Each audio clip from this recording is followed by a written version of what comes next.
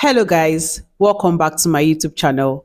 If you are seeing my face for the very first time, hi, my name is Nima, and on this channel I talk about all things travel and relocation.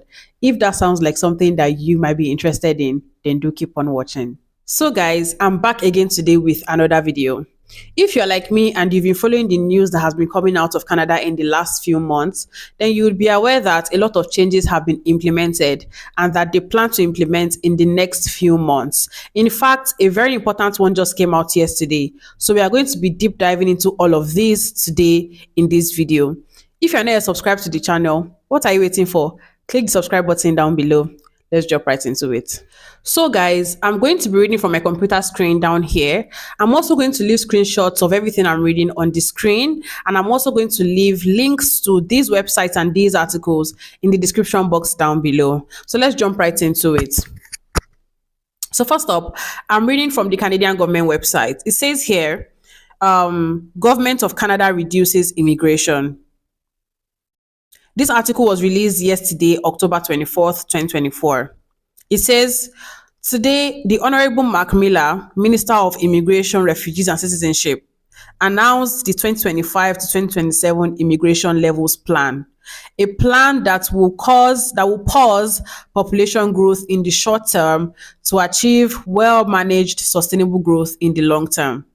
For the first time ever, the Levels Plan includes controlled targets for temporary residents, specifically international students and foreign workers, as well as permanent residents. So moving on to the part that is most important to us in this video. It says here, with this year's Levels Plan, we have listened to Canadians. We are reducing our permanent resident targets.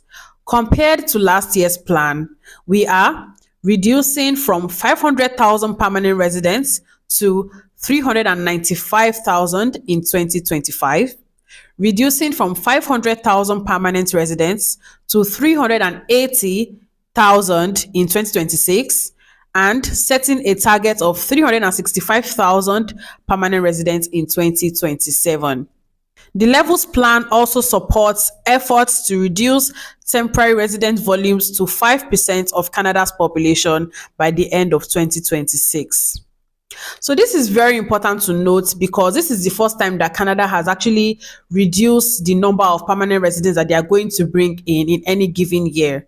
In the past, they typically put caps on temporary residents, which includes foreign workers and international students. So this is the first time that they are actually reducing the amount of permanent residents that they plan to bring in the next or in the upcoming years. So in 2024, they plan to bring in 500,000 permanent residents. I don't know if they met that target, but it says here that they are going to reduce that target to 395,000 permanent residents in 2025. They are going to reduce that same target to 380,000 in 2026, and then they are going to bring in 365,000 in 2027. So this is very important to note. So why I decided to discuss this in today's video is that if you are planning to go to Canada as a permanent resident, you should try and apply as soon as possible. Although these numbers are still quite a lot, there's like this is almost 400,000 people that they're planning to bring in 2025, but just to increase your chances of getting permanent residence, apply as soon as possible. Another important aspect of this article that was released yesterday is that it says here, other measures from the 2025 to 2027 Immigration Levels Plan include the following. 1. Transitioning more temporary residents who are already in Canada as students and workers to permanent residents. Focusing on long-term economic growth and key labor market sectors such as health and trades. Then also strengthening Francophone communities outside of Quebec and supporting their economic prosperity. So what this means is that the Canadian government wants to give preference to those who are already in Canada as temporary residents, which I said are students, international students, and temporary foreign workers. So if you are in Canada right now as an international student, it means that you're going to give preference to those people in terms of giving them permanent residence. Since they are already in the country, they are already integrated into the society, they are skilled and they are educated. It says here that this category of people are going to represent 40% of overall permanent resident admissions in 2025. So this is good news for current international students and temporary foreign workers in Canada right now, because it means that they are going to give them preference over those who are just coming from outside of Canada to seek permanent residence. Also, it says here that they are going to also give preference to people who are in health and trades professions. That is obvious because that is the way Canada has been doing for the past about 3 or 4 years now. They've been giving preference to people who are in healthcare and trades professions for permanent residency. So if you're in any of these professions, this is also good news for you. If you apply, there's a higher chance that you're going to be given your permanent residency, because Canada actually needs these professionals to come to Canada and work and contribute to their economy, as well as French speakers. So they also want to increase the number of permanent residents that they bring into Canada who can speak French, who are French speakers, so that they can also, like, because Canada has two official languages, they are English and French. So if you are a French speaker, if you know French and you apply for permanent residency based on your French language skills, you are going to be given preference in terms of your permanent residency application. Now, let's move on to international students. In a different article, it says here, to ensure the temporary residents we welcome to Canada can be supported adequately, the Honorable Mark Miller today announced additional measures to manage the volume of temporary resident arrivals, uphold the integrity of our immigration system, and protect vulnerable people.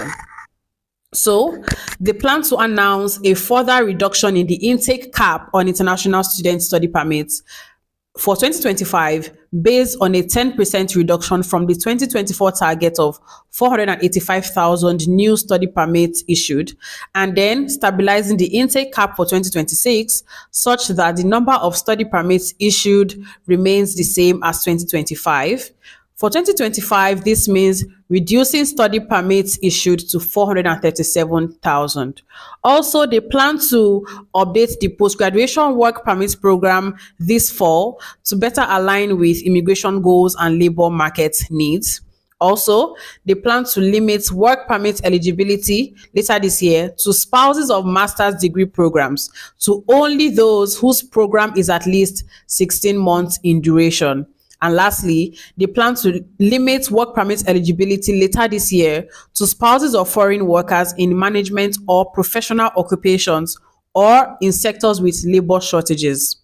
So, what this means is that if you were aware, earlier this year, the Canadian Immigration Body reduced the number of study permits that they wanted to issue for 2024. So it's also saying here that they are going to reduce it again for 2025 and 2026.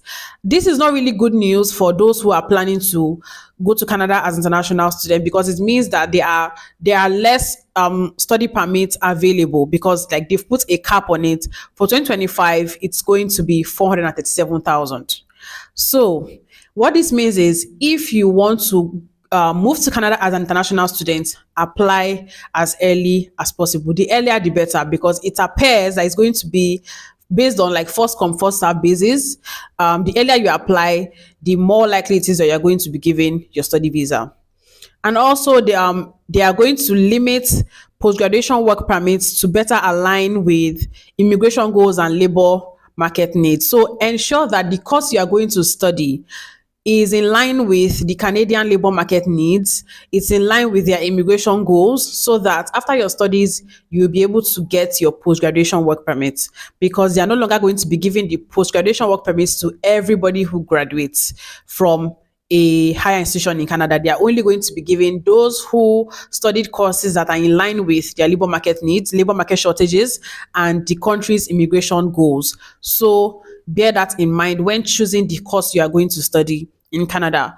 Also, it says here that they are going to limit work permit eligibility to spouses of master's degree students to only those whose program is at least 16 months in duration. What this means is that they will only give work permits to spouses of master's degree students if the master's degree students, if that person's course is at least 16 months in duration. If the master's course is at least 16 months in duration. So that is another thing you have to bear in mind if you are planning to move with your spouse, and if your spouse is planning to apply for spousal open work permit.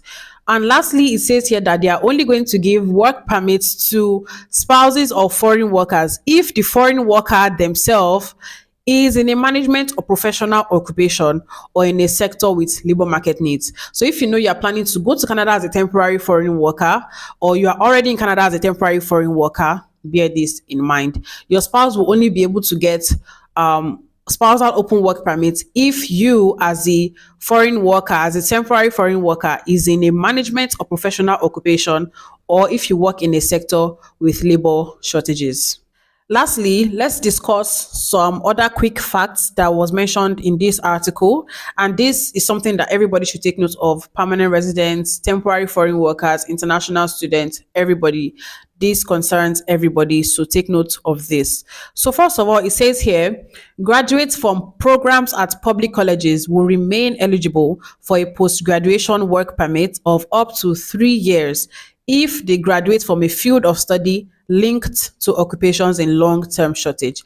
I just mentioned this. If you are planning to apply for studies, undergraduate, master's, PhD, ensure that the course that you are going to study is in line with Canada's labor market needs, is in line with shortage occupations, so that you'll be able to secure your post-graduation work permit and later down the line, your permanent residency. Because they are trying to make sure that those who they give post-graduation work permits can actually contribute to the economy, not just everybody. So bear this in mind. Next, it says that as part of changes to the post-graduation work permit program, all applicants will be required to demonstrate a minimum language proficiency in French and English, French or English. This will increase their ability to transition to permanent residence and adapt to changing economic conditions.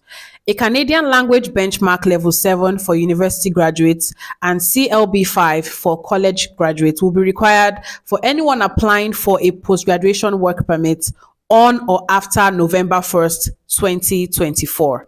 What this means is that if in the past, those who are applying for post-graduation work permits were not required to submit IELTS or any language results as part of their post-graduation work permit application, but now they are going to be required to submit language test results as part of their post-graduation work permit application starting from November 1st, 2024. So bear this in mind. If you are already a student in Canada and you would be graduating soon, or eventually you would graduate, bear this in mind that you would have to submit language test results, either French or English, as part of your post-graduation work permit application.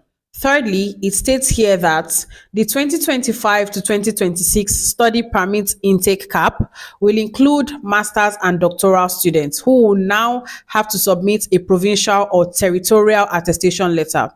We will be reserving approximately 12% of allocation spaces for these students in recognition of the benefits they bring to the Canadian labour market. This means that masters and doctoral students will also be impacted by the study permit cap. So in the past, it was only undergraduate students that were considered as part of the study permit cap, but now all students, undergraduate students, master students, and doctoral students are also going to be considered as under the study permit cap. So it means that there are going to be less master's study permits granted or issued, as well as for doctoral students. So bear this in mind. This is not really to discourage anybody who is planning to apply for their master's or doctoral studies in Canada. You just have to bear this in mind so that you can apply early. The earlier you apply, the better. Finally, it states here that on January 1st, 2024, the cost of living requirement for study permit applicants was updated to better reflect the true cost of living in Canada and help prevent student vulnerability and exploitation. So it means that they have increased the proof of funds that anybody who is applying for study permits in Canada has to show. So bear this in mind when submitting your study permit application. Make sure that the money you have in your bank account is enough, is in line with the current proof of funds for study permits. Like I mentioned earlier, it is only those who study certain courses in university or colleges in Canada that will be eligible for post-graduation work permits going forward. So I'm going to leave a link to another article where these courses were listed, and I'm going to leave a link to that in the description box down below. So make sure to open that up and check it out. Ensure that the course you are going to study in Canada is a course that is in demand, so that you will not waste your time and so that you'll be able to get post-graduation work permit after your studies, because there's no point going to study in Canada and spending all that money and then you are not able to get post-graduation work permit at the end of your studies. So bear this in mind. Ensure you choose a course that is in demand based on the list I'm going to leave in the description box down below. Thank you so much for sticking with me to the end of today's video. If you have thoughts on any of these policies that I discussed in today's video, leave a comment down below in the comment section. You can also leave questions for me and I will do my best to respond to those questions. Give this video a big fat thumbs up, subscribe to this channel, and I'll see you guys in my next video. Bye guys.